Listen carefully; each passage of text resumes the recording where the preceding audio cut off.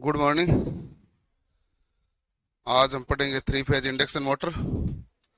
और बढ़िया ध्यान से देखना, थ्री फेज इंडक्शन मोटर क्या होती है ना भाई। लगा दी क्वेश्चन वगैरह? ओके। इलेक्ट्रोमैकेनिक में नहीं है ये चैप्टर, सही बात है। हटवा दे तो,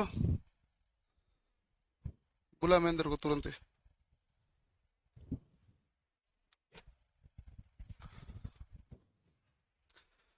हाँ भाई, थ्री फेज इंडक्शन मोटर क्या होती है? आपने ट्रांसफॉर्मर भी पढ़ा होगा, कई बाद में उन्होंने केवल सिंगल फेज मोटर पढ़ा है। सिंगल फेज इंडक्शन मोटर ऐसी मोटर जो एक फेज पे चलती है, और एक फेज पे चलने वाली जो चुंबकीय क्षेत्र उत्पन्न करती है वो पल्स सेटिंग होता है। पल्स सेटिंग चुंबकीय क्षेत्र है, कभी भी सेल्फ स्टार्ट नहीं करता। और सेल्फ स्टार्ट करने के लिए हमारे पास कौन सा चुंबकीय क्षेत्र चाहिए? रोटेटिंग, घूर्णित चुंबकीय क्षेत्र चाहिए। जब तक हमारे पास घूर्णित वाला चुंबकीय क्षेत्र नहीं होगा, रोटर को कोई धक्का देने वाला नहीं होगा। और जब तक कोई रोटर को धक्का नहीं देगा, रोटर घूमेगा नहीं। तो हमारे पास कौन सी मोटर सेल्फ स्टार्ट होती है? Three phase induction motor. Three phase induction motor है ये हमारे पास कौन सी मोटर है भाई? Self start. सेल्फ स्टार्ट क्यों है? क्योंकि इसमें चुंबकीय क्षेत्र है वो कौन सा होता है भाई? घूर्णित। इसको देखना ध्यान से, ठीक है भाई।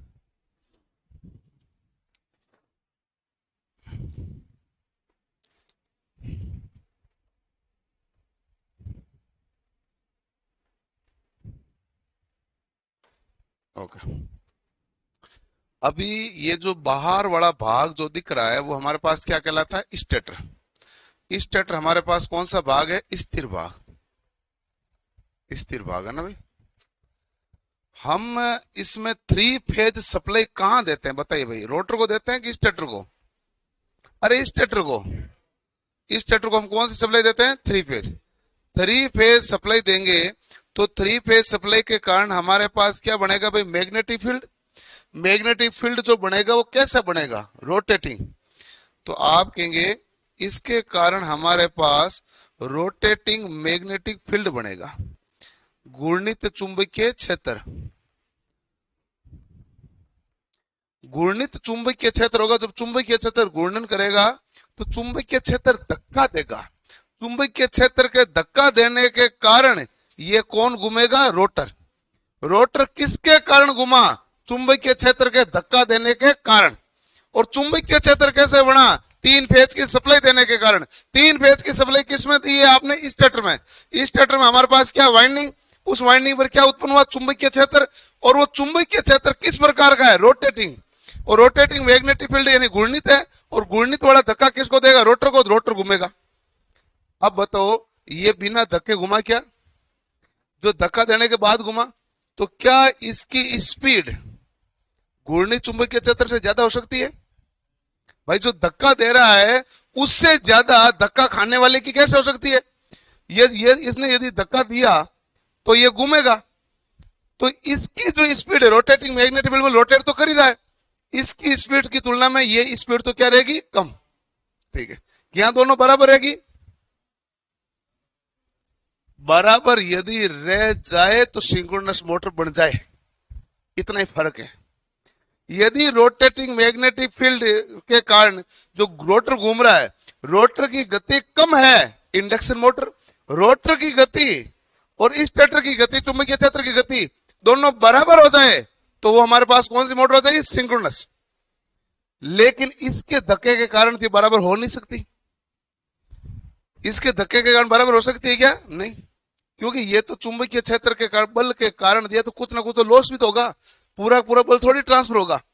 इस कारण रोटर की गति सदैव चुंबकीय क्षेत्र की गति से कम होती। लेकिन इंपॉर्टेंट बात है, ये सेल्फ स्टार्ट होती है कि नहीं होती है? होती है।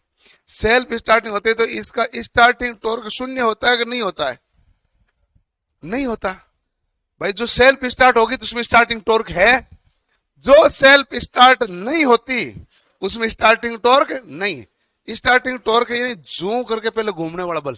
बल अगुणित टॉर्क है। प्रारंभिक बल्ला गुण, पहिया चकती कोई प्रारंभ में जो घूमेगी उसे हम क्या कहते हैं? Starting torque. Single phase motor में स्टार्टिंग टॉर्क क्या होता है? 0, क्योंकि सेल्फ स्टार्ट नहीं होती। सिंक्रोनस मोटर में स्टार्टिंग टॉर्क क्या होता है? 0, क्योंकि सिंक्रोनस मोटर भी सेल्फ स्टार्ट नहीं होती, भले 3 फेज की हो। 3 फेज सिंक्रोनस मोटर भी सेल्फ स्टार्ट नहीं होती, क्योंकि वो मैं आगे समझाऊंगा ना, तो वो देखेंगे कि 3 फेज जो सिंक्रोनस मोटर है वो सेल्फ स्टार्ट क्यों नहीं होती। जो भी सेल्फ स्टार्ट नहीं होती उन सबका स्टार्टिंग टॉर्क क्या होता है? 0। जिसमें स्टार्टिंग टॉर्क है इसका मतलब सेल्फ स्टार्ट हो रही है। तो ये हमारे पास 3 phase induction motor self start होती है कि नहीं होती है? होती है। अच्छा, 3 फेज सप्लाई है तो तीनों फेज में आपस में फेज अंतर कितना डिग्री होता है? ये तो एक सदाबहार सवाल है। जब उनको कोई सवाल नहीं मिलता तो ये सवाल डाल देते हैं, ऐसा है ना? ये बहुत बार सवाल डाल देते हैं भाई, 3 फेज में हमारे पास सभी फेजों के बीच में आपस में फेज अंतर कितना डिग्री का होता है? तो हम कहेंगे 120 डिग्री का। 120 डिग्री के फेज के अंतर पर ही होती है। अब ये रोटेटिंग मैग्नेटिक फील्ड कैसे हुआ? क्योंकि पूरा वैल्यू कभी भी 0 नहीं हो पाएगा ना। ये देखो R है, ये R है कि नहीं है? ठीक है, एक अगला बनाते हैं Y। कितना डिग्री आगे? 120 डिग्री आगे।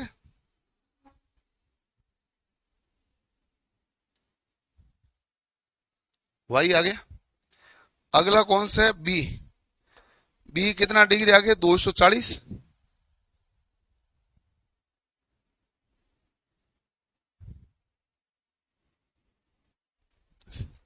अब बताओ ऐसा कोई पॉइंट बताओ जहां सब 0 हो जाए? हो ही नहीं सकता। जब R का मान 0 है उस समय B का मान माइनस है तो Y का मान प्लस है, लेकिन एग्जैक्ट भी सेम भी तो नहीं होता कभी। Y का मान 0 है तो B 0 नहीं है, और B 0 है तो R 0 नहीं है। क्या सभी एक ऐसा बिंदु आ रहा है क्या सभी 0 हो रहे हैं? क्या ये सर बुला रहे अभी तो तुझे? तो ये बताओ सभी कभी 0 हो सकते हैं क्या? नहीं। तो अब बताओ इसके कारण मैग्नेटिक फील्ड होगा वो कौन सा होगा? रोटेटिंग। तो बताओ 3 फेज ऐसी सप्लाई के कारण जो मैग्नेटिक फील्ड बनेगा वो कौन सा बनेगा? रोटेटिंग। क्योंकि कभी R पीक पे जा रहा, कभी Y पे जा रहा, कभी B जा रहा, कभी R जा रहा, Y जा रहा, B जा रहा, क्रमांक जा रहे हैं कि नहीं जा रहे हैं? और इनकी वैल्यू पूर्णतः एक साथ कभी सबकी 0 हो रही क्या? नहीं। एक 0 हो रहा है तो दूसरा क्या? हाई है, तीसरा बीच में कहीं घूम रहा है। तो कुल मिला के सभी चुंबकीय क्षेत्र लगातार रूप से चल रहे हैं, इसलिए यहां पर मैग्नेटिक फील्ड कौन सा बनता है? रोटेटिंग। और रोटेटिंग मैग्नेटिक फील्ड ही इस पूरे चैप्टर की खास बात है। इस पूरे चैप्टर की खास बात ही क्या है? Rotating magnetic field. Rotating magnetic field धक्का देगा, रोटेट करने वाला। इस मैग्नेटिक फील्ड के धक्के के कारण रोटर घूमेगा, और रोटर को धक्का देगा कौन? रोटर स्टेटर का टच कर रहा है क्या? बताओ कैसे घूमेगा? कोई ना कोई धक्का देगा। तो दूसरा, एक तो या तो आप ऐसे लगा हत्था लगा आप घुमाओ, सॉफ्टवेयर लगा हुआ कि नहीं है? आप क्यों घुमाओगे? जब मोटर है तो आप क्यों घुमाओगे? जनरेटर थोड़ी है। जनरेटर में तो हमें प्राइम मूवर के रूप में देना ही पड़ता है जनरेटर स्टार्ट करते समय, लेकिन मोटर में आप कभी दोगे क्या? नहीं। तो फिर इसको धक्का देगा कौन? Magnetic field. तो मैग्नेटिक फील्ड कैसा होगा? रोटेटिंग। क्या पल्सेटिंग मैग्नेटिक फील्ड धक्का नहीं देता है? कोशिश करता है, धक्का दे नहीं पाता है।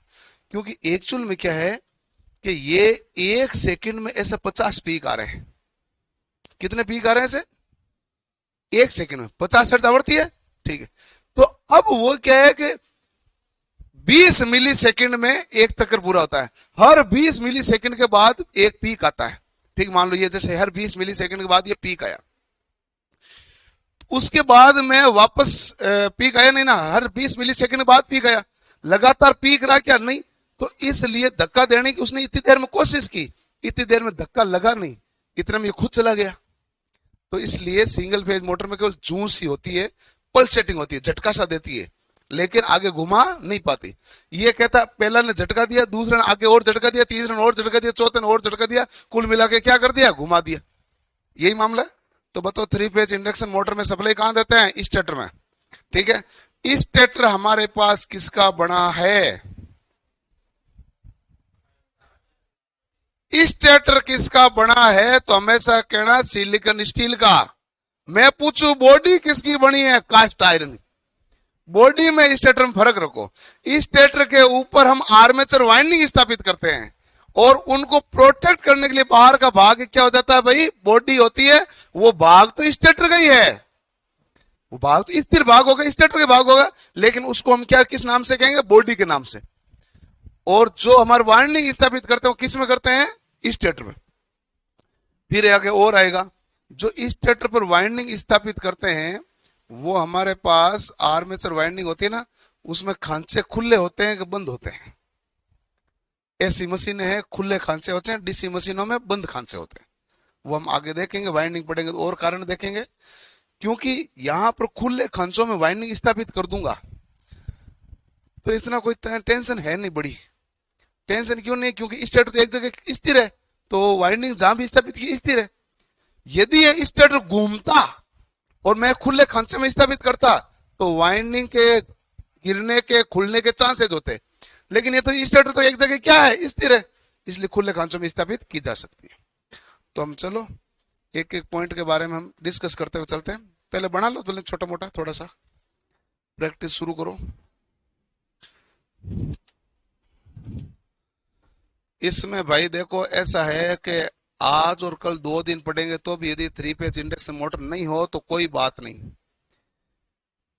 एक दिन एक्स्ट्रा लगे तो भी कोई बात नहीं, उसके एक दिन एक्स्ट्रा लगे तो भी कोई बात नहीं। जरूरी बात यह है कि सारे कॉन्सेप्ट जो है वो इसी चैप्टर में है, सिंगल फेज में फिर भी रटना पड़ता है। भाई उसका एप्लीकेशन कहां है, किसका यूज कहां किया जाता है, इसमें एप्लीकेशन नहीं है, कॉन्सेप्ट सारा मशीन का इसी में है। इसलिए टाइम लगे तो लगे, लेकिन कॉन्सेप्ट आपको समझ में जो आएगा वो यहीं से आएगा। ऐसी मशीनों के सारे कॉन्सेप्ट इसी में है।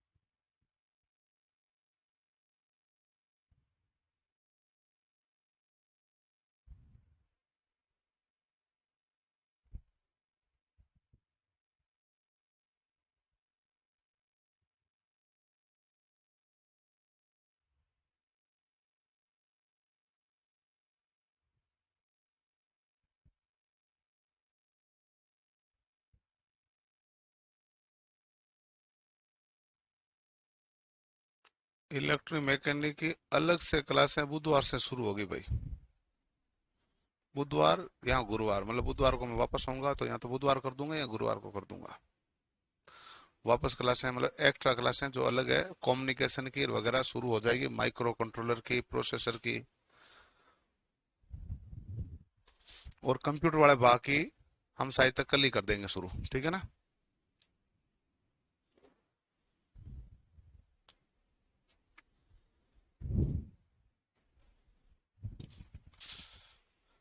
लिख लिया भाई,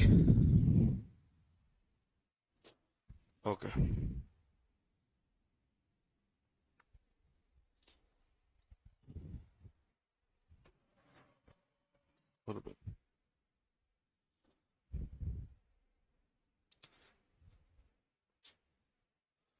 लिख दो 3 फेज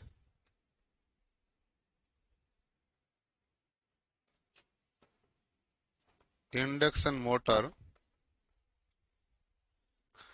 सेल्फ स्टार्ट होती है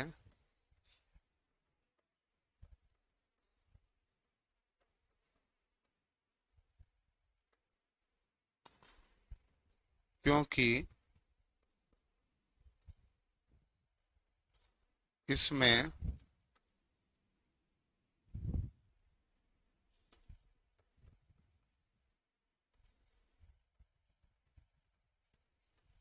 घूर्णित चुंबकीय क्षेत्र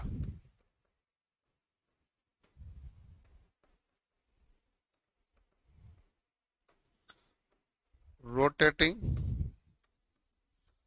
मैग्नेटिक फील्ड घूर्णित चुंबकीय क्षेत्र होता है क्योंकि इसमें घूर्णित चुंबकीय क्षेत्र होता है। अब 3 फेज इंडक्शन मोटर में सप्लाई किसको देते हैं? स्टार्टर को, रोटर को, स्टार्टर को। इसमें 3 फेज सप्लाई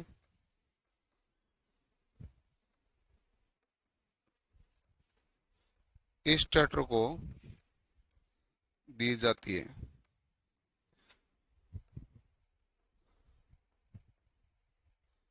सभी फेज आपस में कितने डिग्री फेज अंतराल पर है? आपस में 120 डिग्री के फेज अंतर पर होते हैं।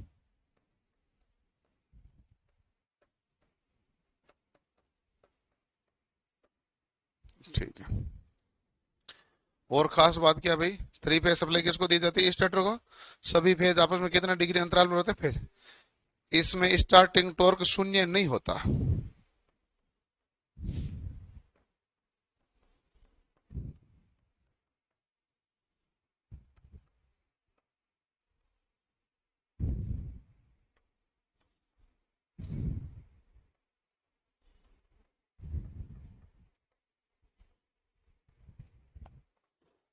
3 फेज इंडक्शन मोटर है जो हमारे पास क्या होगी भाई? सेल्फ स्टार्ट होती है। इसमें 3 फेज सप्लाई स्टार्टर को दी जाती है। सभी फेज आपस में 120 डिग्री के फेज अंतराल पर होते हैं। इसमें स्टार्टिंग टॉर्क शून्य नहीं होता। ठीक बात है। क्या इसमें स्टार्टिंग टॉर्क शून्य होता है? नहीं। घूर्णित चुंबकीय क्षेत्र कैसा होता है? घूर्णित। घूर्णित चुंबकीय क्षेत्र होने के कारण 3 फेज इंडक्शन मोटर हमारे पास क्या होगी भाई?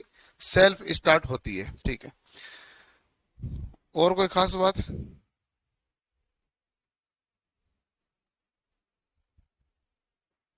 3 फेज सप्लाई स्टार्टर दी जाती है।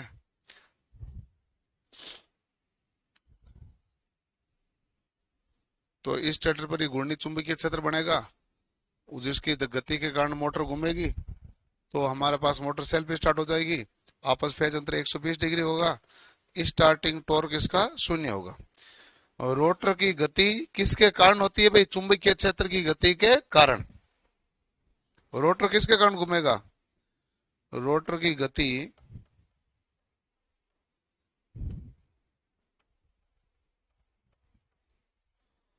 चुंबकीय क्षेत्र की गति के कारण होता है।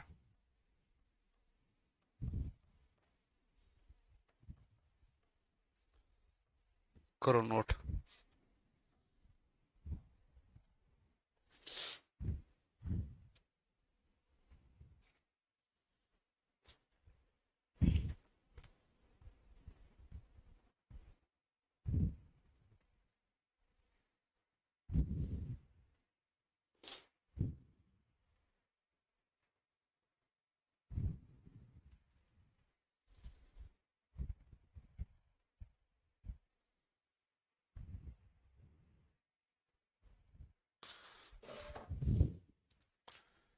एक होता है ये कौन से सिद्धांत पर कार्य करता है?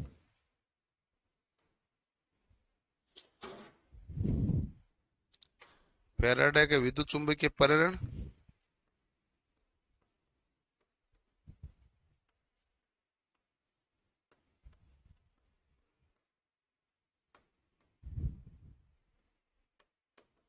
या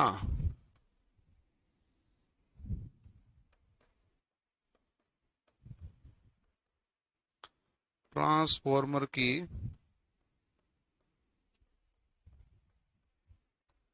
सेकेंडरी वाइंडिंग को शॉर्ट करके।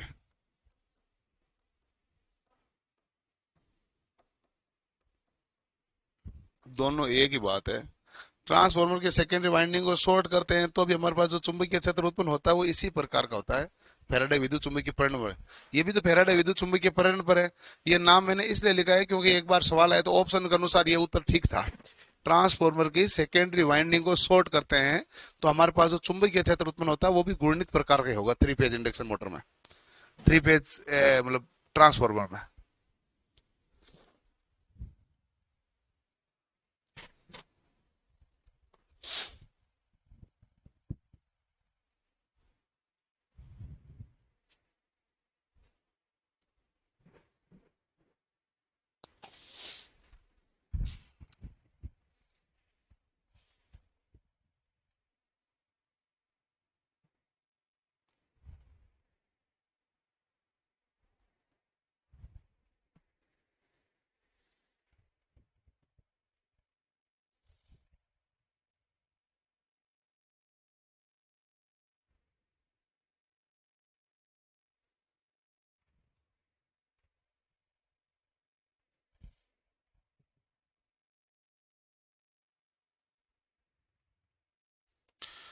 लोको पायलट की तैयारी करने वालों को सबसे ज्यादा पढ़ना चाहिए पहला, दूसरा, तीसरा मॉड्यूल।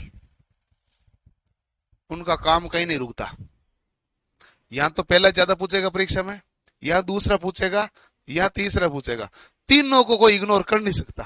तीनों में से दो तो ज्यादा ही रहते हैं हमेशा ही, कोई भी एग्जाम हो, ठीक है ना। तो इन तीनों पर ज्यादा जोर देना होता है। चौथे पे कम जोर दे सकते हो और पांचों में आप रिबेट ले सकते हो। यदि तीन में आपने ज्यादा मेहनत की तो पांचों एक तरफ कम भी जाओगे या एक दो चैप्टर में जाओगे तो भी काम चलता है। लोको पायलट के एग्जाम में आपके पास सहूलियत होती है कि आपके पास 45 चैप्टर है तो 40 ढंग से पढ़ो और 5 छोड़ सकते हो। हेल्पर के एग्जाम में, बिहार के एग्जाम, मतलब कोई ऐसा एग्जाम है जहां पर टेक्निकल नंबर जुड़ते हैं, वहां एक भी चैप्टर छोड़ने की सहूलियत नहीं होती। केवल एलपी के पेपर में टेक्निकल में सहूलियत होती है कि जो आपको पसंद नहीं है वो कोई से भी 5 चैप्टर छोड़ सकते हो पूर्णतः, लेकिन बाकी ढंग से पढ़ो। मतलब ये सहूलियत दी हुई है कि भाई आपको यदि मशीन नहीं आती है तो कोई 5 मशीन का चैप्टर हटा सकते हो। यदि पावर सिस्टम नहीं आता तो उसमें से कोई 5 चैप्टर हटा दो। कोई से भी उसके अंदर जो आपको 5 बिल्कुल ठीक नहीं लगे 5 हटा दो। लेकिन पहले और दूसरे मॉड्यूल में कुछ मत हटाना। जो हटाना है तीसरे या पांचवें या चौथे में से उनमें से हटाना है। 5 चैप्टर हटाने की सहूलियत है आराम से। और पहला, दूसरा, तीसरा मॉड्यूल से फिर कोई दिक्कत नहीं आती है। ये 3 ही पढ़ने होते ढंग से बस। लिख लिया भाई, फैराडे के विद्युत चुंबकीय प्रेरण या ट्रांसफॉर्मर के सेकेंडरी वाइंडिंग को शॉर्ट करके। बाकी देखो एग्जामिनर होता है, एग्जामिनर ये ठान ले कि भाई आपको 40% नहीं लाने देना, वो नहीं लाने देता। 35% नहीं लाने देता, नहीं लाने देता। आप भले ही 1 साल से चारों ओर घूमो। ये आरपीसी वालों ने किया ना, आपने देखा रिजल्ट, 250 में से 6 पास हुए। बाकी बेसिक 40% वाला क्वालिफाई नहीं कर पाए। कंप्यूटर अनुदेशक में नहीं हुआ, राजस्थान की भर्ती थी पिछली, 9000 पास होने थे, 7000 ही हुए। उसमें क्यों? 2018 में भर्ती आई थी जब मैं पढ़ाता था पुलिस कांस्टेबल को, 11000 पद भर्ती थी, 5 से 8000 9000 हुए। उसने करंट अफेयर और साइंस दी बी भाग में। बी भाग में इंडिया जीके दिए ही नहीं, लोग इन्हीं को कम पढ़ते थे तो बी भाग में पास ही नहीं हुए। तो पास ही 9000। जब कोई एग्जामिनर ठान लेता है कि मुझे तो सीटें खाली रखनी है तो तुम कितने भी चक्कर लगा लो, क्या ही कर सकते हैं। स्टैंडर्ड पेपर में डील होती है भाई, पेपर हैंडल होता है कि कैसा पेपर हो हम हैंडल कर लेंगे, पास कर लेंगे। जब पेपर बनाने वाला ये कर ले कि कोई नहीं कर पाए, जैसे अभी अभी नीट हुआ, उससे पिछला जो नीट हुआ ना, उसमें फिजिक्स के सवाल ऐसे दिए कि कोई कर नहीं पाए। तो फिजिक्स के सवाल किसी भी बच्चे ने पूरे नहीं किए, 720 से 720 आने नहीं दिया। तो ठान लेते हैं, जबकि उससे पहले 720 में से 720 आते थे। तो वो मामला है। इसलिए अपने को तो 3 मॉड्यूल है एलपी के लिए, बढ़िया कर लो, पहला, दूसरा, तीसरा। इसमें भी चैप्टर 30 है, 3 में भी कौन सा 3 ही है, 30 है चैप्टर। हाँ, अब देखो कि ये हमारे पास सबसे पहले मैं थोड़ा सा, अब कुछ मत लिखना मत,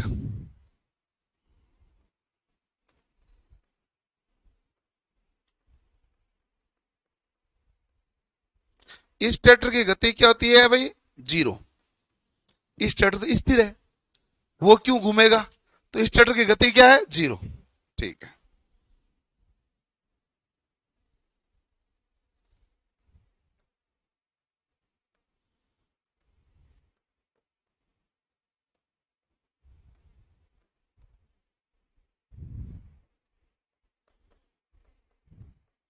इस ट्रैक्टर में चुंबकीय क्षेत्र की गति क्या होती है, एनएस।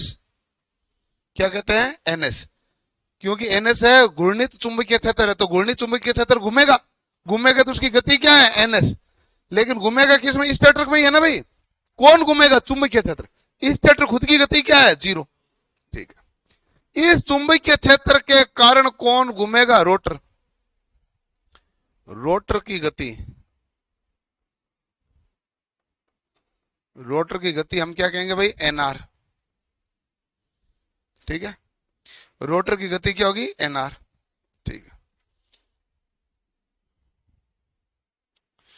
और रोटर में हमारे पास, रोटर में चुंबकीय क्षेत्र होगा भाई, काटने पर चुंबकीय क्षेत्र इसमें भी उत्पन्न होगा। रोटर में चुंबकीय क्षेत्र गति क्या होगी, ये भी एनएस होती है, ये भी क्या होती है भाई, एनएस। अब ये मैंने सारे इसलिए लिखे हैं कि सापेक्ष गति के बारे में बात करें, कि यदि मैं पूछूं रोटर की गति और स्टेटर चुंबकीय क्षेत्र की गति, सापेक्ष गति कितनी है, तो आप कहेंगे एनएस माइनस एनआर। रोटर की गति और रोटर में चुंबकीय क्षेत्र की सापेक्ष गति क्या है, एनआर माइनस एनएस। यदि इनकी सापेक्ष गति क्या हो गई, एनएस माइनस 0, एनएस हो गया कि नहीं हो गया।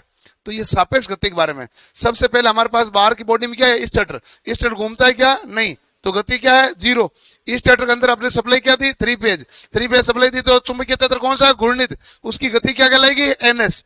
उसके बाद में उसके बल के कारण कौन घूमेगा, रोटर। रोटर की गति क्या कहलाएगी, एनआर। रोटर में घूमने के कारण रोटर में भी एक चुंबकीय क्षेत्र बनेगा, चुंबकीय क्षेत्र इसकी भी गति इस चुंबकीय क्षेत्र की गति के बराबर होती।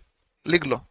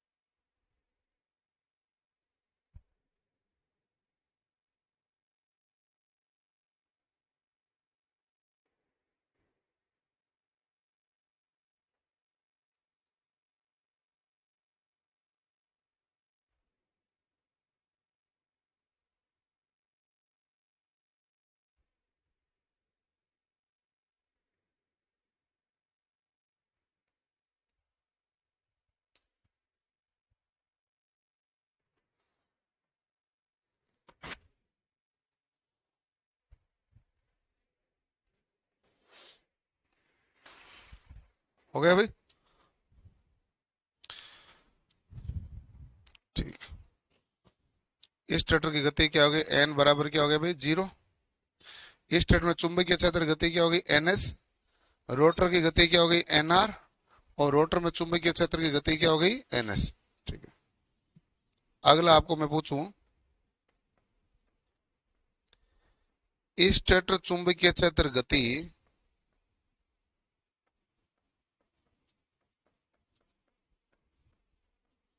व इस स्टेटर गति में अंतर बताओ कितना होगा। तो आप कहेंगे स्टेटर चुंबकीय क्षेत्र की गति हमारे पास क्या है भाई, ns, और स्टेटर गति क्या है, 0, बराबर क्या होगा, ns। ठीक बात है। दूसरा है स्टेटर चुंबकीय क्षेत्र गति।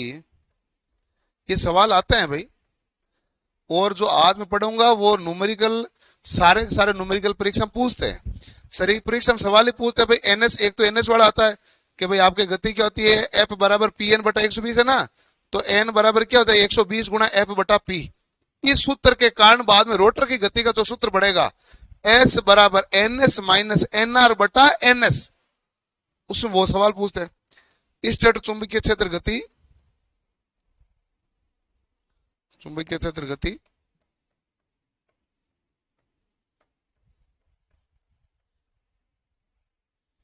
वह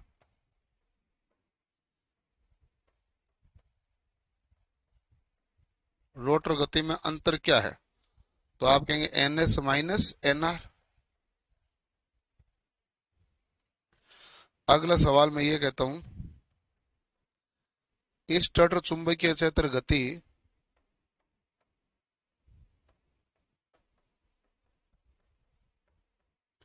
व रोटर चुंबकीय क्षेत्र गति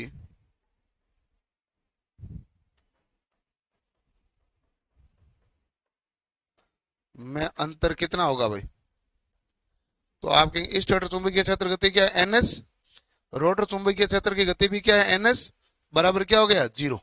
भाई स्टेटर के चुंबकीय क्षेत्र होते, रोटर चुंबकीय क्षेत्र, चुंबकीय क्षेत्र गति क्या है, एनएस, करो नोट। ये ऊपर वाला समझ में आया नहीं आया, स्टेटर तो एक जगह स्थिर है, इसलिए गति क्या है, 0। चुंबकीय क्षेत्र घूमेगा, उसकी गति क्या होगी, एनएस, और वो नियत होती है। रोटर क्या होगा कि भाई चुंबकीय क्षेत्र के बल के कारण कौन घूमेगा, रोटर। रोटर की गति को से मोटर की गति को एक ही बात है भाई, रोटर घूमेगा वही मोटर है, और उसके बाद रोटर के चुंबकीय क्षेत्र गति है।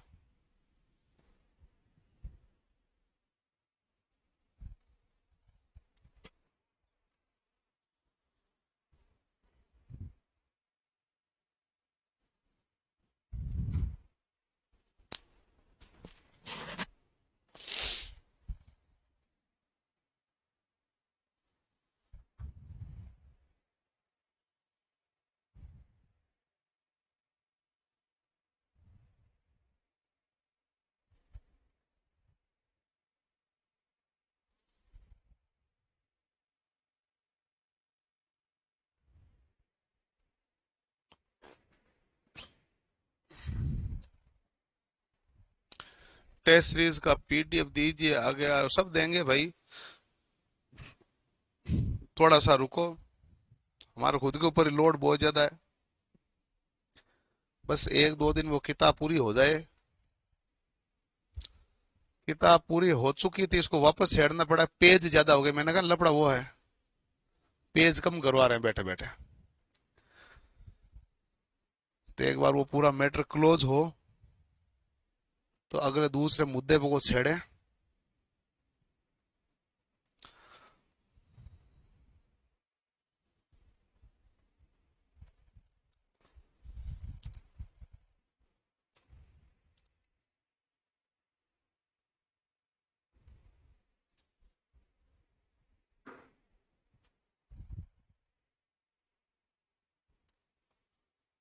ठीक है भाई।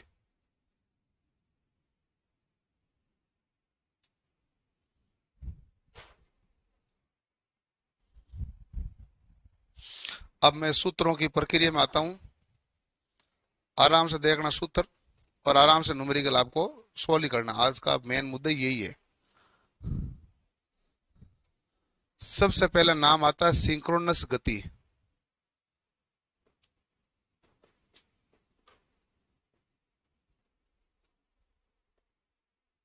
सिंक्रोनस गति हमारे पास क्या होती है भाई, एनएस। ये क्या होगी, आप क्या कहेंगे कि भाई स्टेटर को 3 फेज सप्लाई देने पर घूर्णित चुंबकीय क्षेत्र की गति कौन सी कहलाएगी, सिंक्रोनस गति। स्टेटर को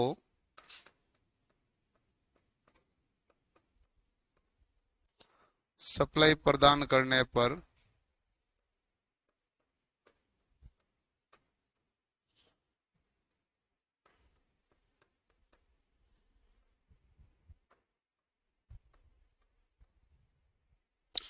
घूर्णित चुंबकीय क्षेत्र की गति।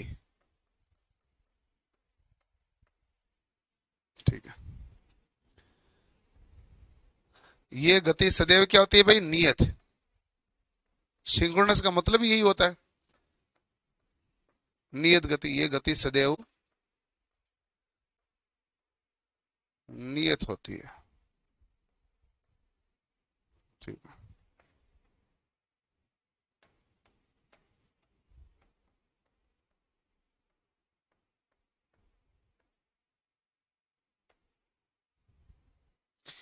तो एनएस बराबर क्या होता है भाई? 120 गुणा एफ बटा पी। अल्टरनेटर में आपने देखा था एफ बराबर पी एन बटा 120, उसी से एनएस बराबर क्या आएगा? 120 गुणा एफ बटा पी। यानी कि आपको यह पता चला सिंक्रोनस गति आवृत्ति के समानुपाती है कि नहीं भाई? सिंक्रोनस गति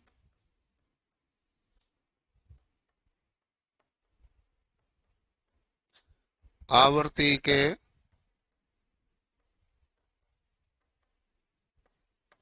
अनुक्रमानुपाती। ठीक है, और सिंक्रोनस गति पोलों की संख्या के क्या है भाई? हाँ, सिंक्रोनस गति पोलों की संख्या के व्युत्क्रमानुपाती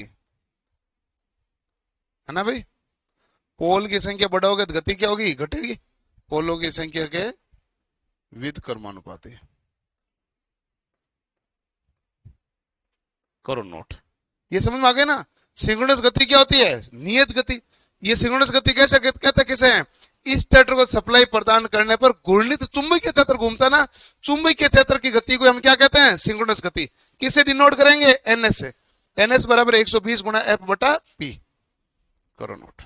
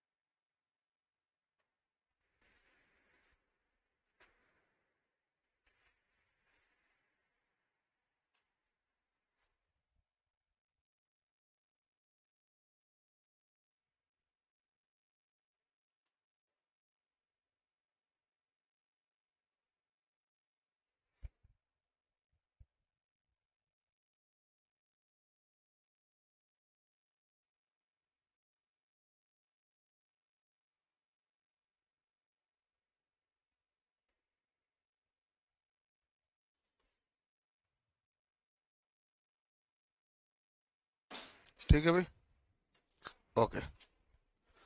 दूसरा आप गति कहोगे रोटर गति।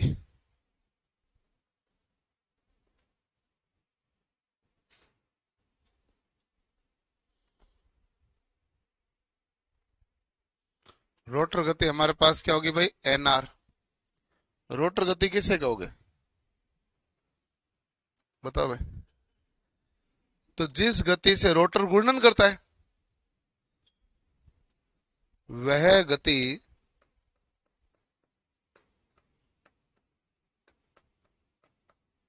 जिससे रोटर घूर्णन करता है उसे हम रोटर गति कहते हैं।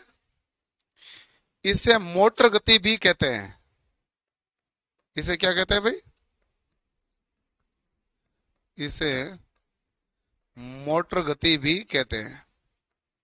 रोटर गति ज्यादा होती है कि सिंक्रोनस गति ज्यादा होती है, हैं? सिंक्रोनस या दोनों बराबर होती है? सिंक्रोनस ज्यादा होती है। रोटर की गति सदैव सिंक्रोनस गति से कम होती है।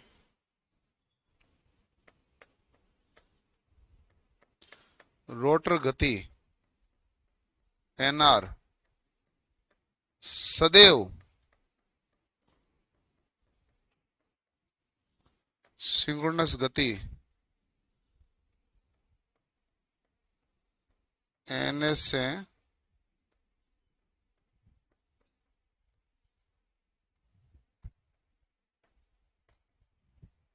कम होती है।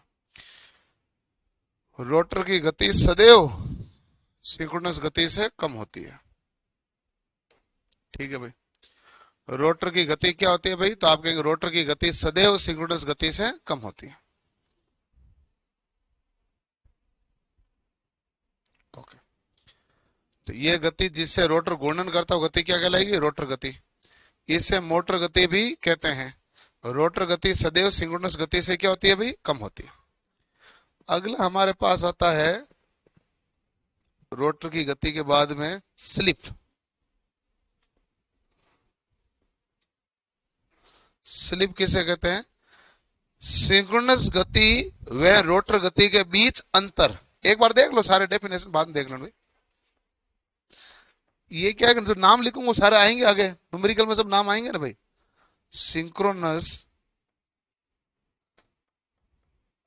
गति व रोटर गति के बीच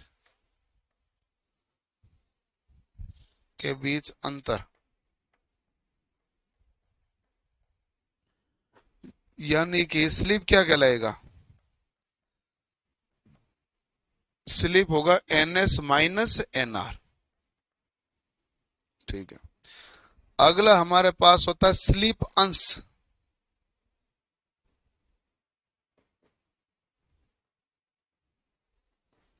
स्लिप अंश, स्लिप अंश होता है एस।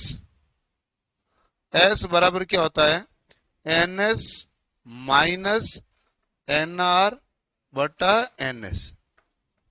ठीक है। अगला आता है प्रतिशत स्लिप।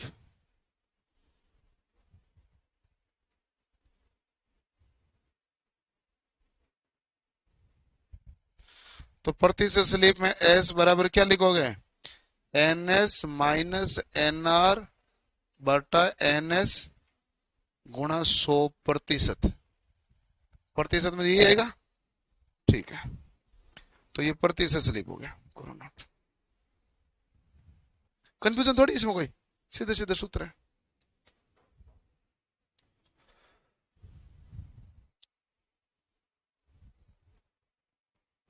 है? सेम 100% लगा दिया ना। गुणा 1 करो चाहे गुणा 100% करो, एक ही बात होती है। एक बराबर कितना परसेंट होता है, 100। मैथ में देखते एक बराबर कितना परसेंट होता है, 100। तो गुणा 1 लिखो चाहे गुणा 100% लिखो, तो 100 लिख के परसेंटेज लिख दिया।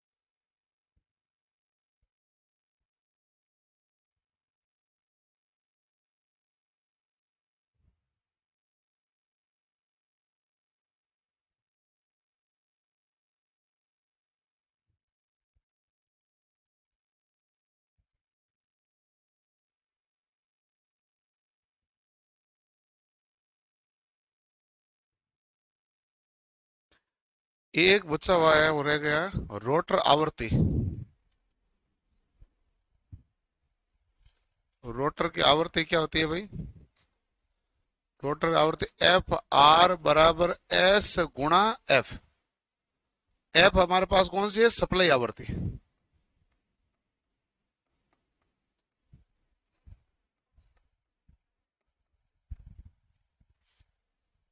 एक और लिख देना, रोटर आवृत्ति बराबर एफ आर बराबर एस गुणा एफ। एफ क्या है? सप्लाई आवृत्ति।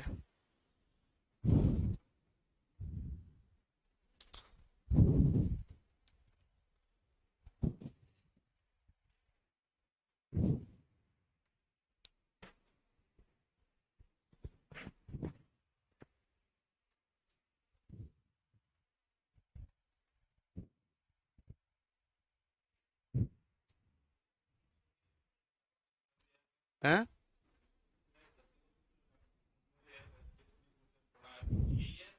वो एफ ये रहा सप्लाई आवृत्ति। एफ तो ये सप्लाई आवृत्ति तो वही है, ये रहा एफ। पी पोल की संख्या, पोलों की संख्या के व्युत्क्रमानुपाती। हमने लिखा ना भाई, सिंक्रोनस गति आवृत्ति के समानुपाती और पोलों की संख्या के व्युत्क्रमानुपाती। एक मिनट, ये लिख लिया भाई।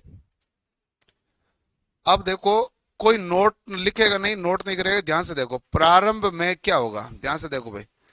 तो आप कहेंगे सर प्रारंभ में, स्टार्टिंग में तो रोटर तो घूमेगा नहीं। स्टार्टिंग में रोटर की गति क्या है? 0। फिर रोटर तो फिर घूमने लगेगा। जब एनआर बराबर 0 है तो एस बराबर क्या होगा? एनएस माइनस एनआर बटा एनएस बराबर कितना आया? 1। तो प्रारंभ में एनआर बराबर क्या हो जाएगा? 0। प्रारंभ में स्लिप का मान कितना होगा? 1। ठीक है। प्रारंभ में रोटर आवर्ती एफ आर बराबर क्या होता है भाई? एस गुणा एफ। एस का मान 1 है तो बराबर क्या होगा? एफ। तो प्रारंभ में रोटर आवर्ती किसके बराबर होगी? सप्लाई आवर्ती के। प्रारंभ में स्लिप का मान कितना होगा? 1। प्रारंभ में रोटर की गति क्या है? 0। सही बात है। एक आता आगे, यदि एनआर बराबर एनएस हो तो क्या कहलाएगा? तो इसे कहते हैं रोटर की गति, मतलब सिंक्रोनस गति हो जाएगी। तो ये हमारे पास क्या होगी? रोटर सिंक्रोनस स्पीड से घूमने लगा। रोटर सिंक्रोनस स्पीड पर घूमता है, सिंक्रोनस स्पीड पर गति। और ये केवल सिंक्रोनस मोटर में पॉसिबल है। उससे पहले एनआर का मान सदैव एनएस से छोटा होगा। सिंक्रोनस गति में क्या होगा कि एनआर एनएस के बराबर। यदि एनआर एनएस के बराबर हो जाए तो स्लिप का मान क्या होगा भाई? एनएस माइनस एनआर, दोनों बराबर है, बटा एनएस बराबर क्या आ जाएगा? स्लिप का मान 0। 0 होगा कि नहीं होगा? दोनों बराबर है। 30 माइनस 30, 50 माइनस 50 कर दो। और रोटर आवर्ती एफ आर बराबर क्या लिखोगे? 0 गुणा एफ, यानी एस गुणा एफ है ना भाई, एस गुणा एफ, यानी 0 गुणा एफ बराबर भी क्या आएगा? 0। तो सिंक्रोनस मोटर में सिंक्रोनस स्पीड होती है, वहां स्लिप का मान क्या होता है? 0। रोटर की आवृत्ति भी क्या होती है, 0, और एनआर का मान क्या होता है, एनएस। ठीक है, और हमारे यहां पर इंडक्शन मोटर में प्रारंभ में एनआर बराबर क्या होता है, 0। एनआर का सबसे कम गति क्या है, 0। अधिकतम गति कितनी हो सकती है, एनएस। लेकिन आदर्श अवस्था में एनएस होती है, आदर्श तो है नहीं ना, तो एनएस तो होगी नहीं। तो इंडक्शन मोटर के अंदर आप ये कहेंगे एनआर का मान एनएस से हमारे पास क्या होता है भाई, छोटा होता है। एनआर का मान एनएस से क्या होगा, छोटा। या आप इतना से कह देंगे एनएस का मान एनआर से बड़ा। ठीक है, तो इसका मतलब है स्लिप का मान भी हमारे पास क्या होगा भाई, 0 से बड़ा और 1 से छोटा। 1 कब हो जाएगा स्लिप का मान, जब एनआर बराबर 0 है। ठीक है, तो ये है गति और स्लिप का संबंध। कर लो नोट।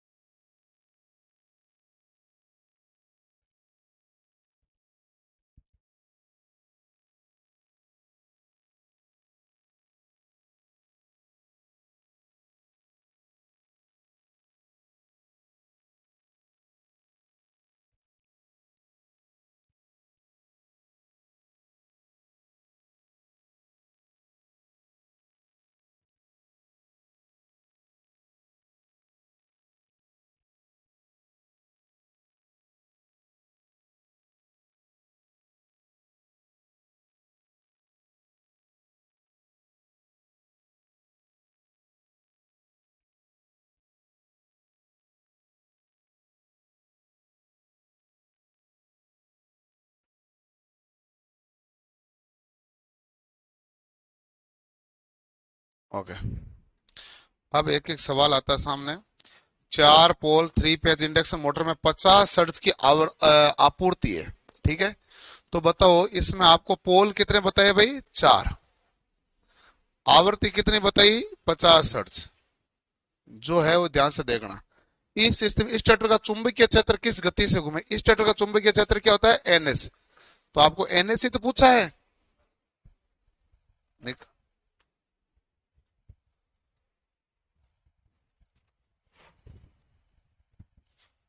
निकालो भाई सब।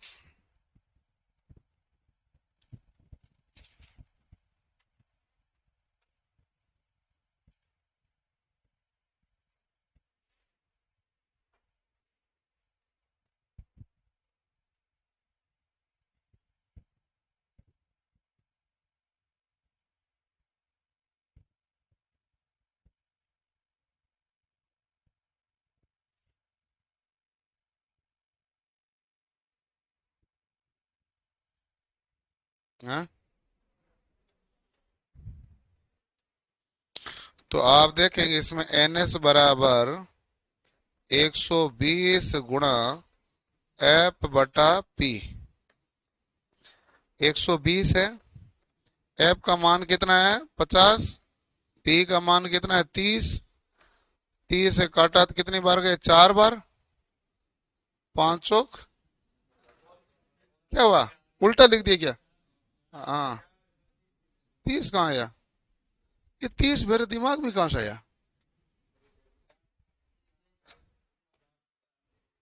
पहले से काट के लिख दिया तभी मैं 30, 15 गुणा 30 कितना हो गया 15, 30 गुणा 50 कितना हो गया 1500।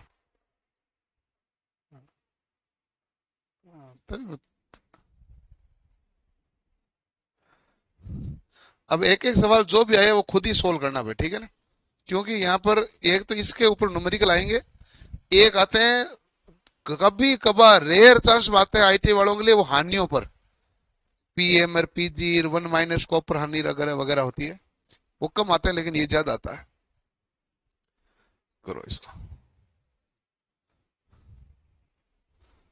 कोई उत्तर बोलेगा नहीं, खुद निकालो और सब अपने पास निकाल कर रखो। कोई नहीं बोले, आसान आसान सवाल अब दिया गया, मैं इतना तो कोई बड़ा सूत्र भी तो नहीं लिखा, क्या ही बड़ा सवाल कर लोगे आप?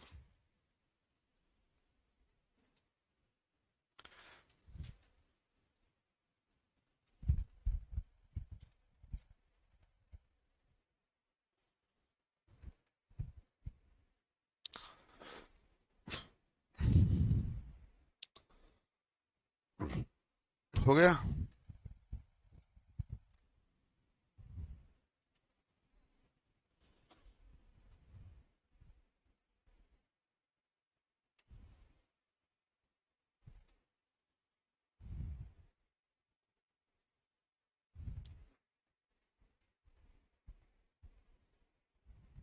ओके। यदि किसी मोटर की तुल्यकालिक गति यह है जबकि आपूर्ति यह है, तो मोटर में पोलों की संख्या क्या है? इसका मतलब तुल्यकालिक गति देने का मतलब आपको क्या दिया है, एनएस। एनएस बराबर कितना दे दिया, 1000 आरपीएम। और क्या दिया है भाई, आवर्ती कितने दे दी, 50। पोलों की संख्या आपको क्या करा है, पूछा है। ठीक बात है। तो अब सवाल आता है कि हमारे पास तो सूत्र जो था ये था एनएस बराबर 120 गुणा एफ बटा पी। तो इसका मतलब P बराबर क्या हुआ, 120 गुणा एफ बटा एनएस। 120 तो 120 है, एफ कितना है 50, गति कितनी बता रखी है 1000। जीरो से जीरो कैंसिल, 50 से काटो कितनी बार, 2 बार। 12 में 2 का भाग दिया कितना है 6। तो पोलों की संख्या कितनी हो गई, यही है ना भाई सबके?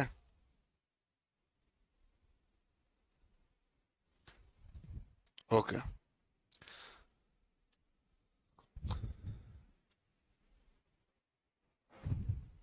ट्राई करो।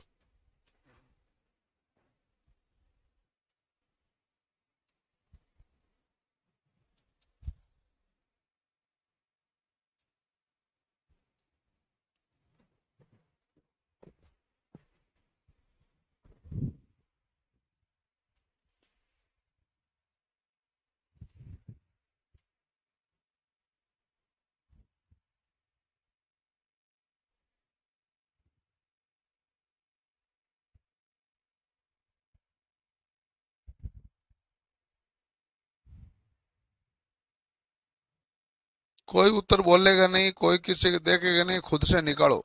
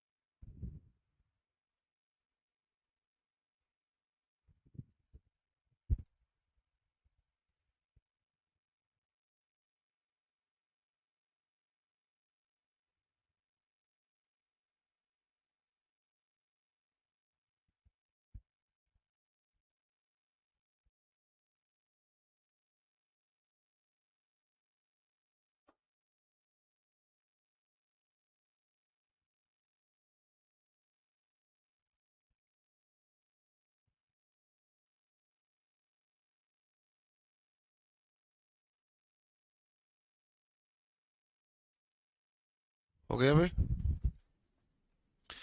देखो कि इन्होंने कहा है कि हमारे पास 97% तुल्यकालिक गति से चलता है, 90% की गति से मोटर चल रही है, तो हमारे पास गति कितने परसेंट है? 97% तुल्यकालिक गति की। तो एनआर बराबर क्या है लिखा है? एनआर बराबर एनएस का कितना परसेंट है भाई? 97। ये बोला कि नहीं बोला इसने? यदि एनआर एनएस का 97% है तो कहने का मतलब ये है, यदि यदि एनएस का मान 100 है तो बताइए एनआर का मान कितना होगा? 97। गलत तो नहीं लिखा ना मैंने? यही कह रहा है कि हमारे पास सिंगल फेज इंडक्शन मोटर 97% तुल्यकालिक गति से चलता है। ठीक है, इसका मतलब तो यही बात, तुल्यकालिक गति होगी 97%। तो स्लिप का मान क्या आएगा? स्लिप का मान होता है एनएस माइनस एनआर बटा एनएस। तो ये हमारे पास है 100 माइनस 97 बटा 100 बराबर 0.03। अब आप मुझे ये कह सकते हो कि आपने इन्हें 100 क्यों माना? मेरी मर्जी से माना, बाकी इसका मान अलग है। यदि एनएस का मान ये निकालोगे तो एनआर भी उसके अनुसार आएगा, उससे क्या फर्क पड़ेगा?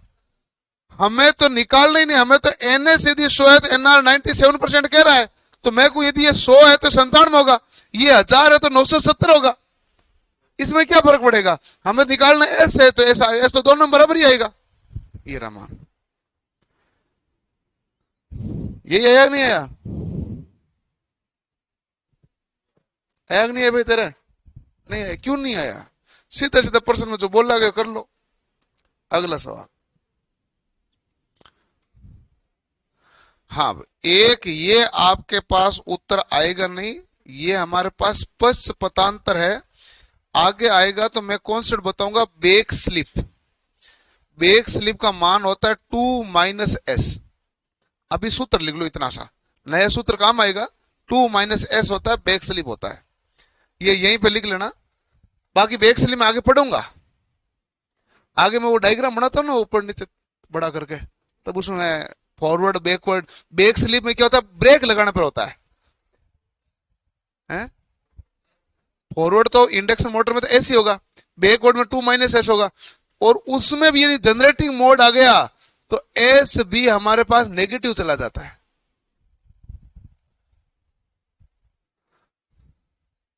आप हमारी सुनते नहीं हो तो आप मुझे सुनाते क्यों? तो क्या आप रेजिस्टेंस में पिछले वाली क्लास करा रहे हो या और एक्स्ट्रा पढ़ा रहे हो?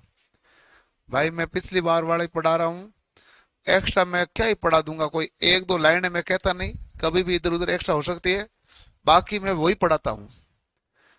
और उसके पढ़ाने से काम हो जाता है, तो एक्स्ट्रा क्या ही पढ़ाऊं मैं? एक्स्ट्रा ऑलरेडी मैं जो प्रतिरोध पढ़ाता हूँ 8-9 दिन में पढ़ाता हूँ।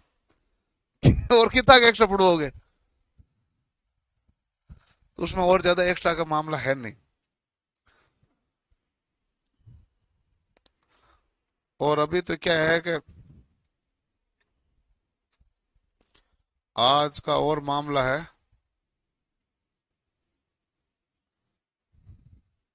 किताब का थोड़ा तना तनी का मामला है, पेज कम करवाने के ऊपर तुले हुए हैं, तो एक एक चैप्टर को वापस चेक करना पड़ता है। पेज कम करने वाले ऐसा तो होता नहीं कि कोई भी पर्सन डिलीट कर दो, वो देखना पड़ता है कि ऐसा ही कॉन्सेप्ट और कौन से पर्सन में ऑलरेडी आया हुआ है।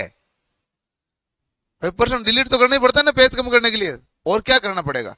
तो क्या देखना पड़ेगा? तो आपको सारे पर्सन तो पढ़ने पड़ेंगे। इस पर्सन के जैसा कौन सा पर्सन है, इस पर्सन के बिना भी काम चल सके, उसी को तो डिलीट करना पड़ेगा। इसलिए पढ़ना तो सारा पड़ता है। तभी वो पढ़ पढ़ के हो रहा का माथा खराब, रात को 8-9 बजे तक तो वही पढ़ना पड़ता है। अभी जाते ही पन्ना में पूरे दिन क्वेश्चन क्वेश्चन क्वेश्चन क्वेश्चन देखो। लेकिन आज हो तो मेरा कल ही जाता, किताब का पूरा ही काम मेरी तरफ से, तो पेज कम कराने के चक्कर में वापस रुकना पड़ गया। मेरे मॉड्यूल सेकंड में 48 पेज बढ़े हुए हैं, 48। ये मैं मान के चला कि भाई इसमें 25 पेज तो बढ़ेंगे, तो 23 पेज कम करना मेरा टारगेट हो गया ना। बढ़ेंगे क्यों? क्योंकि पिछले एलपी में सवाल इतने ज्यादा पूछे गए, बीएसपीएसएल में और एलपी में इतने ज्यादा सवाल पूछे, मॉड्यूल सेकंड से इतने नए सवाल पूछे हैं जो कभी नहीं पूछे गए थे, तो पेज तो बढ़ना ही है उसमें।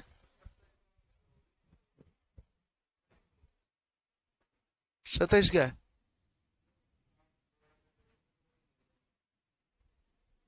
बुधवार को सतीश को मैं क्लास का, आप है ही नहीं ना सतीश, मैं शाम तक पहुंचूंगा।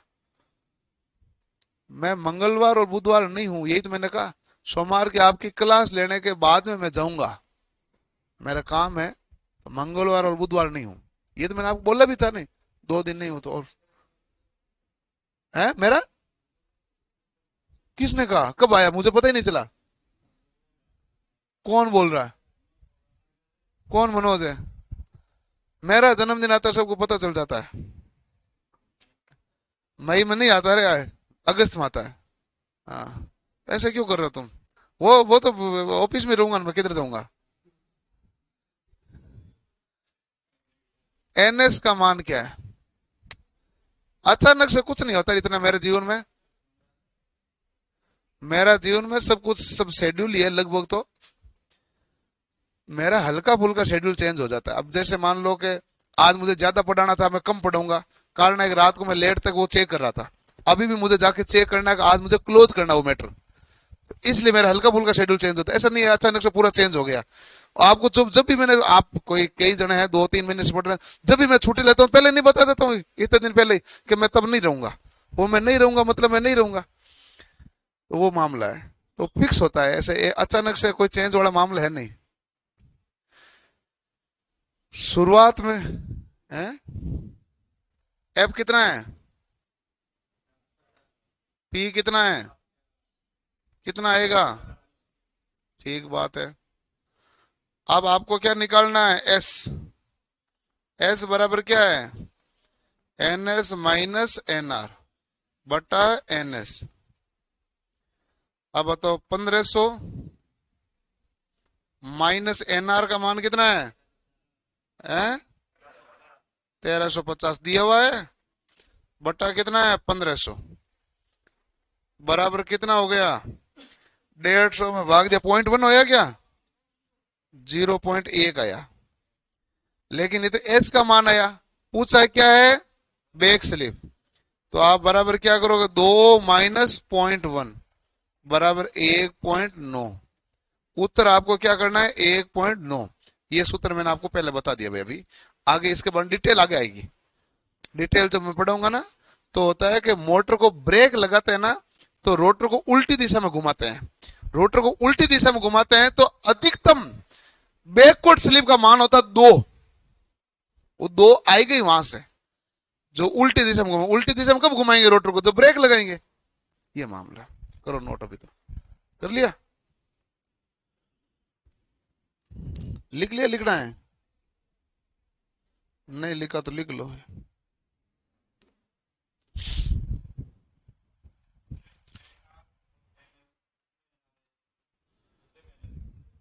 नहीं नहीं, एक बार देखो, सिंपल मैं आपको समझाता हूं पूरा। प्रेरण मोटर की गति है।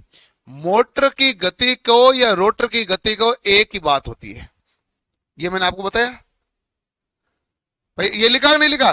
रोटर की गति को क्या कहते हैं? मोटर की गति। और एनएस है हमेशा, एनएस हमेशा कहां से लिया जाता है भाई? यहां से। अब आते हैं पिछले सवाल में। अब बताओ इसमें, इसमें हमारे पास यहां से क्या लिया जाएगा? एनएस। फिर एनएस लिया जाएगा। एनएस का 97% करूंगा तो हमारे पास किसकी गति आएगी? मोटर की। तो रोटर की गति एनएस का कितना परसेंट है? 97। फिर मैंने एनएस निकाला ही नहीं, मैंने कहा जो 97% ही है, तो मान लो एनएस 100 है तो एनआर क्या होगा? 97। तो स्लिप तो आ ही जाएगा। और वैसे यहां पर हमारे पास कितना आएगा? 1000 है क्या? यह 1000 आएगा तो ये 970 होगा, तो भी तो उत्तर यही आना है ना? ऐसे कंफ्यूज नहीं, इसीलिए तो आप आराम से एक एक सवाल कर रहे हैं। जितने प्रकार के ये लिखना है।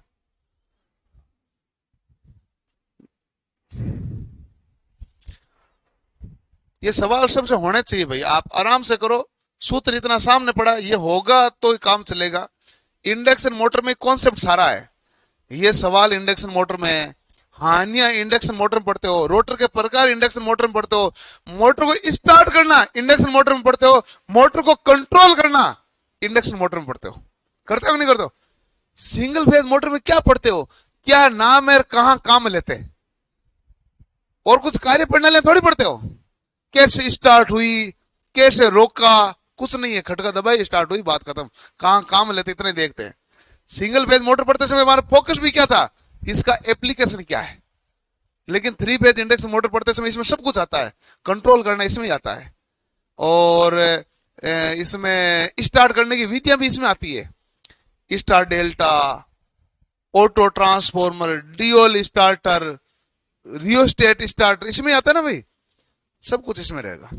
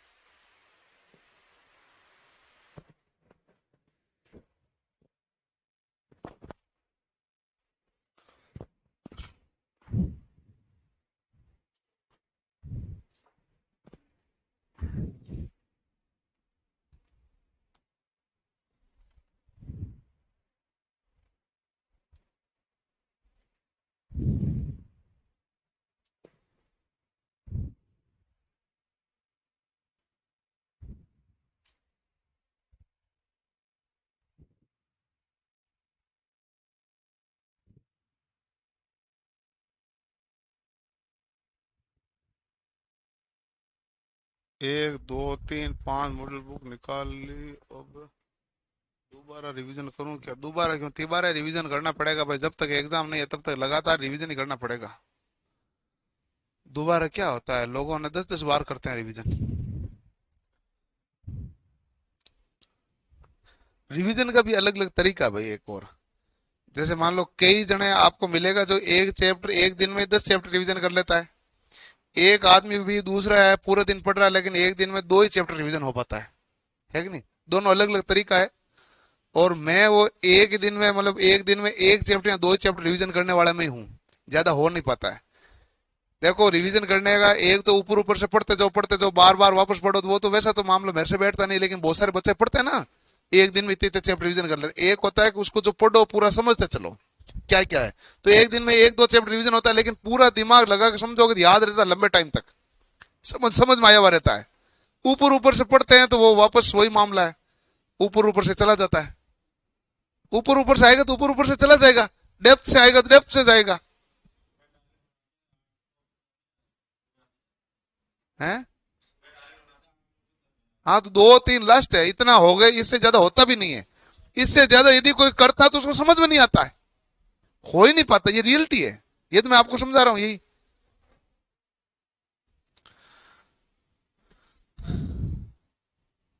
अब इन जैसे मान लो ये सवाल करा रहा हूं, ये सवाल जिसने ढंग से एक बार कर लिए तो दूसरी बार रिवीजन में भी ज्यादा जोर नहीं है, इसमें कुछ नहीं आएगा। लेकिन यदि एक बार नहीं किया तो बोले कितनी बार पढ़ो, सवाल तो परीक्षा में तो नया आंकड़ा आएगा। अब बताओ क्या आएगा भाई, ये हमारे पास 50 हर्ट्ज 6 पोल है कि नहीं है? तो बताइए मुझे एनएस का मान कितना है? तो आप कहेंगे 120 गुणा एफ कितना है 50 बटा पी कितना है 6 बराबर 1000 आरपीएम। फिर इसने एनआर बोला है, एनआर क्या बोला भाई कि हमारे पास एनएस का कितना परसेंट है 97, यही बोला कि नहीं बोला? तो 1000 का 97 में 3% बोला ना, 3% तो क्या बोला, स्लिप बोला। और रुको रुको, स्लिप एस बराबर क्या होता है, एनएस माइनस एनआर बटा एनएस। तो ये इन्होंने कितना परसेंट बोला, 3। और पूछा क्या है, चुंबकीय क्षेत्र रोटर के बीच में तुलनात्मक अंतर क्या है, तुलनात्मक अंतर होता है एनएस माइनस एनआर। पूछा तो इन्होंने यही है ना भाई, तुलनात्मक अंतर तो आरपीएम में आएगा, वो एनएस माइनस एनआर होगा। ठीक है, तो एस कितना है भाई, 3%, 3/100 बराबर मैं यहीं लिख दू एनएस माइनस एनआर बटा एनएस का मान कितना है 1000। 2 0 से 2 0 कैंसिल, 10 इधर आया तो कितना हो गया 30। 30 बराबर क्या आया, एनएस माइनस एनआर। ठीक है, और नहीं तो ये सीधा सीधा दिया 1000, 1000 का स्लिप कितना परसेंट है, 3%। तो देखो 1000 का 3% कितना आएगा, 3/100 बराबर कितना आएगा 30। तो स्लिप कितना आ जाएगा, दोनों के बीच की तुलनात्मक गति स्लिपित है, कितना आएगा 30। यही आया, टोपी वाले भाई क्या है तुम्हारे, यहां तक तो सबके आया, ये तो मुझे ही पता है। अब यहां आपको ये पता नहीं चला होगा निकालना क्या है, चुंबकीय क्षेत्र रोटर के बीच तुलनात्मक गति है। तो ये भाई ऐसा तो कोई नहीं है कि नहीं नया आ गया, मैंने कहा नहीं इन दोनों के बीच में गति का अंतर है। तो ये लो यहां लिखा हुआ भी है कि हमारे पास ये लिखा ना भाई इधर, तो फिर और ये अपने सूत्र में रहा स्लिप में सिंक्रोनस गति और रोटर की गति के बीच अंतर, यही है। ये लो कर लो नोट।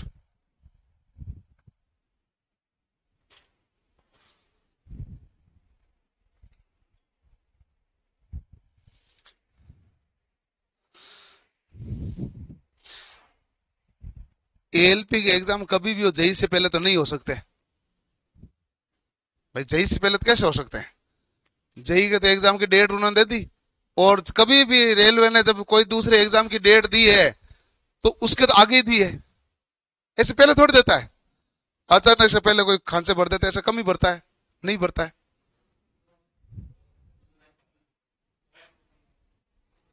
अगस्त सितंबर में होगा, पता नहीं ये कब आया। एक तो मैं किताब के चक्रों में, ये मैंने सोशल मीडिया नहीं देखा कोई। पहले तो है ना ये तैयारी करता था, ये मुझे भेजता रहता था, अब इसका हेल्पर में आ गए नंबर। अब ये जाके ये ऐसा ग्रुप ही नहीं खोलता कोई, पहले ये मुझे बहुत भेज देता था, ये नोटिफिकेशन आया, ये वो आया भेज देता था। अब ये कुछ भेजता नहीं है, तो पता कर है।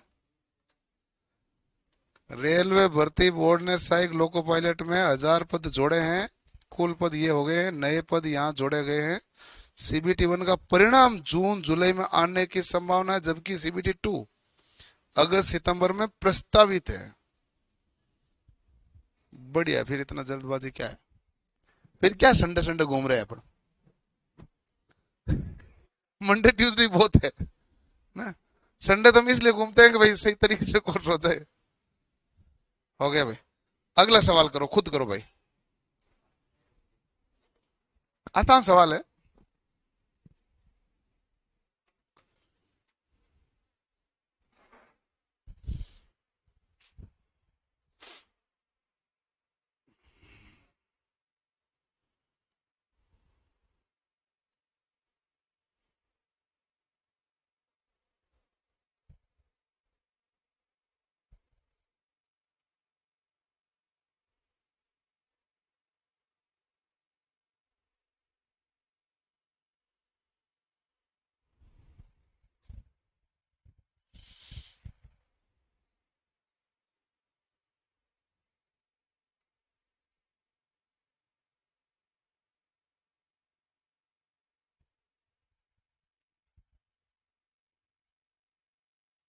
हो गया,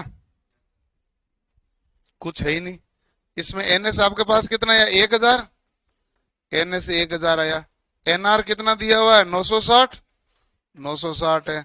तो हमारे पूछा क्या स्लिप है, स्लिप क्या होगा प्रतिशत में है तो एनएस माइनस एनआर बटा एनएस गुणा 100।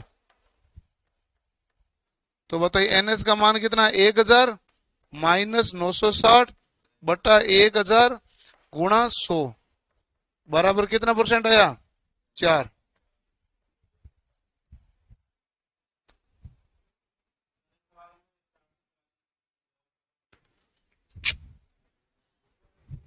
अपन पोल और आवृत्ति पर घूम रहे, गति पर घूम रहे, वोल्टेज अपन को कोई लेना देना नहीं हुआ, वोल्टेज से कोई फर्क नहीं पड़ा।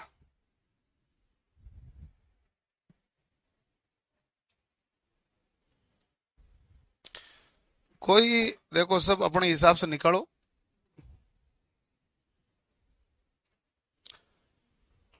ये तभी जो किया वही है, और इसमें क्या कर दिया, अभी जस्ट यही तो किया सवाल, ये करो भाई।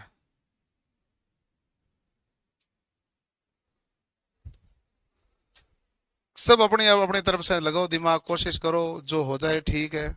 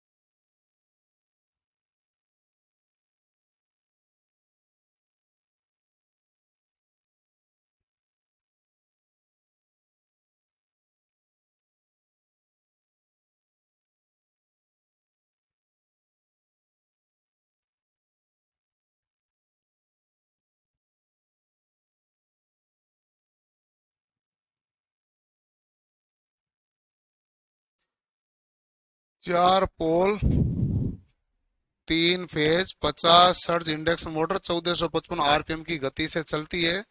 इस स्थिति में घूर्णक में प्रेरित ईएमएफ की आवृत्ति क्या है। घूर्णक की आवृत्ति जो है ना एफ आर होती है, एफ आर बराबर एस गुणा एफ होता है। अब हमें चाहिए इसके लिए एस, ठीक है। एस निकालोगे तो एस बराबर N S minus N R होगा, तो एन एस निकालेंगे तो 120 गुणा एफ कितना है भाई 50, पी है 4 बराबर आया 1500। एनआर हमारे पास पर्सन में ऑलरेडी दे रखा है कितना है भाई 1455 है। तो एस का मान क्या हो गया भाई N S minus N R बटा एन एस, तो ये हो गया 1500 माइनस 1455 बटा 1500, तो ये हुआ 45, 45 बटा 1500, तो ये हमारे पास आया 3/100, ठीक है। तो एस का मान यदि आप 3/100 रखते हैं तो एफ का मान कितना है भाई 50 बराबर कितना है 1.5, यही आया कि नहीं आया, बस।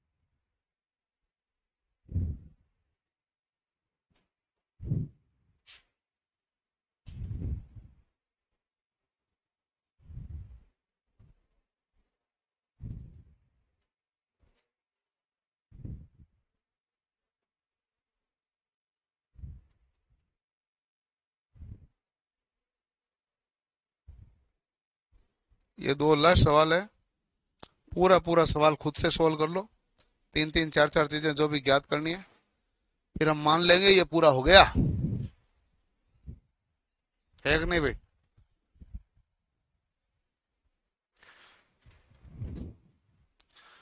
इतने हर सवाल थोड़ा थोड़ा तो अलग तरीके का है ना, थोड़ा थोड़ा तो चेंज है। इतना पढ़ने के बावजूद अगला सवाल पूरा हो नहीं रहा आपसे, करो। सिंक्रोनस स्पीड एनएस ज्ञात करनी है, निकाल लोगे। जब स्लिप 4% रोटर की गति क्या उसका 4% है, जो माइनस कर दो 96% हो जाएगी गति, और रोटर की आवृत्ति क्या वो निकाल लोगे।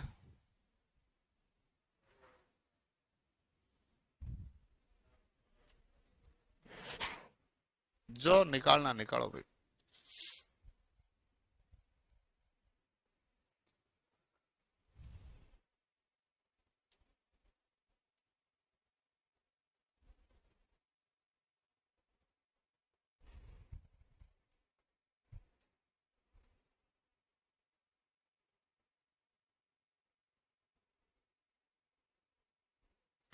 एक आपके काम आएगा आगे, रोटर की गति आप देखो ऐसे भी ज्ञात करो, ये काम आता आगे सूत्र भी।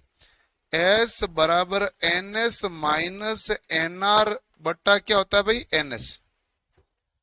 अभी समझना केवल, एस से इधर गुणा किया तो यहां क्या है, एस गुणा एन एस बराबर क्या है, N S minus N R. अब एन आर इधर ले आओ तो क्या आ जाएगा, एन आर बराबर एन एस माइनस एस गुणा एन एस। एन आर बराबर क्या होगा, एन एस 1 - एस। ये भी काम आता है। आगे सारा कंट्रोल इसी पे होगा। कंट्रोल किसको करना है, रोटर को। कंट्रोल किसको करना होता है, कौन सी गति कंट्रोल करोगे, रोटर। तो कंट्रोलिंग में तो यही सूत्र काम आना है। अभी भी भले काम में ले सकते हैं, कोई दिक्कत है नहीं। रामबाण बुक किस डेट को आएगा, 27 को लॉन्च होगी, आज 24 है ना, 27 को लॉन्च होगी। डेट में कभी ऐसा कोई बदलाव हुआ नहीं।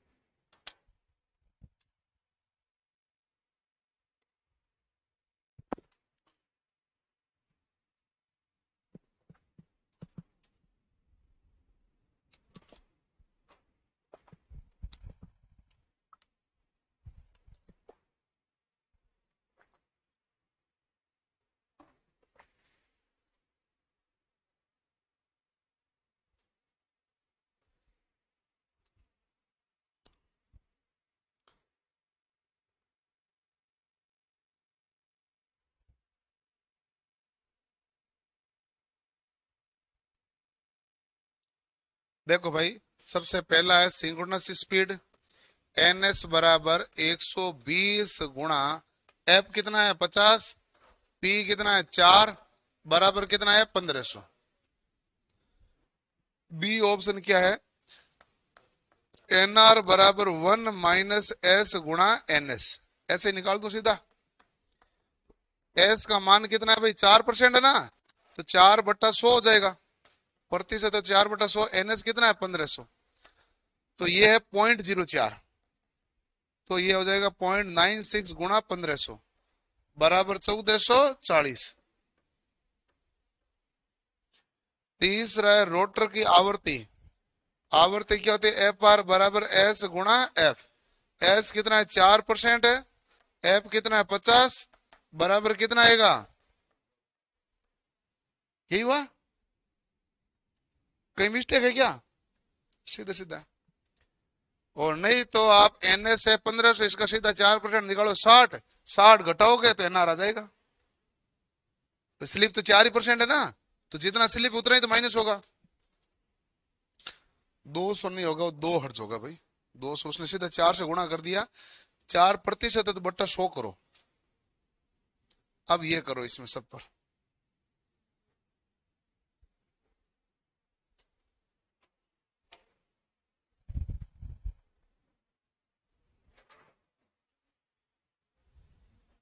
लास्ट सवाल है आज आपका।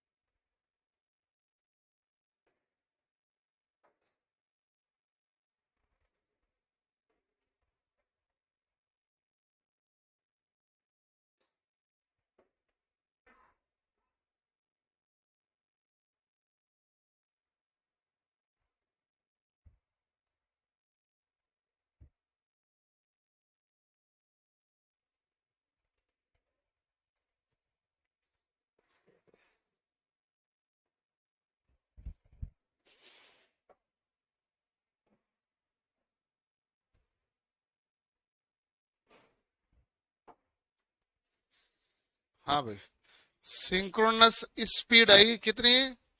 750। आ गई कि नहीं आई? आप चेक करो आप। आ गई। रेटेड लोड पर रोटर का स्लिप कितना है? हैं? पॉइंट 0.04। 0.04 आया एस का मान, है ना भाई? और यदि ये प्रतिशत स्लिप में करोगे तो 4%, और सीधा स्लिप पूछोगे तो 30। स्लिप कितना है भाई? 30 आरपीएम है कि नहीं है? स्टार्टिंग के समय क्षणिक प्रतिशत स्लिप कितना है? प्रतिशत स्लिप 100%। प्रतिशत स्लिप बोलिए तो कितना आ गया? 100%। रेटेड लोड पर रोटर की आवृत्ति 2 हर्ट्ज। आया कि नहीं आया?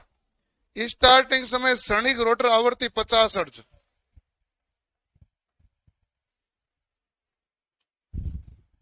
इसमें से कौन से नहीं आए पूछ लो। ये तो मैं अलग से पढ़ा चुका हूं।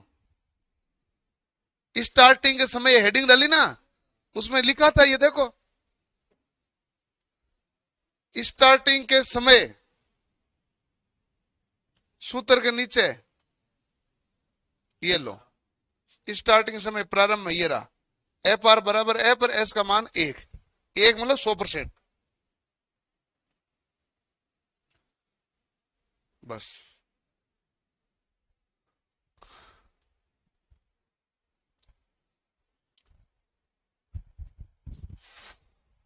अब आपका कोई सवाल है तो सवाल पूछ लो।